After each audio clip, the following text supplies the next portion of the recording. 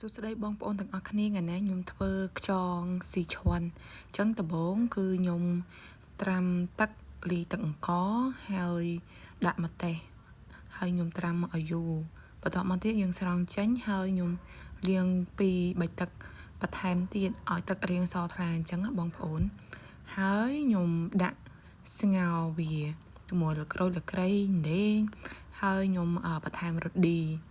បន្ទាប់មកទៀតគឺខ្ញុំគ្របម្សៅទុះឲ្យវាពុះបន្ទាប់មកគឺខ្ញុំកូរឲ្យវាចូលជាតិគ្នាហ្នឹង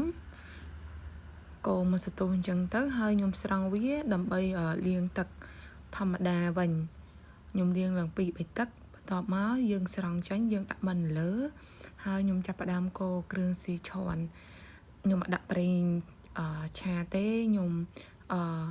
កូរដុំហ្នឹងឲ្យវាមានប្រេងអញ្ចឹងទៅខ្ញុំបន្ថែមខ្ទឹមសបន្ទាប់ពីបន្ថែមខ្ទឹមសហើយគឺខ្ញុំដាក់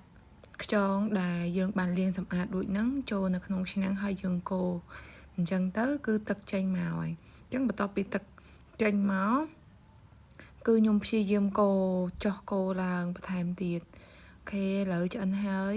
អញ្ចឹងបងប្អូនអាចភ្លក់បានបើសិនបើសាប្រៃអីអញ្ចឹងយើងអាចថែមគ្រឿងបន្ថែមបាននេះគឺជាអតិថិជនដំបូងគេអញ្ចឹងនេះ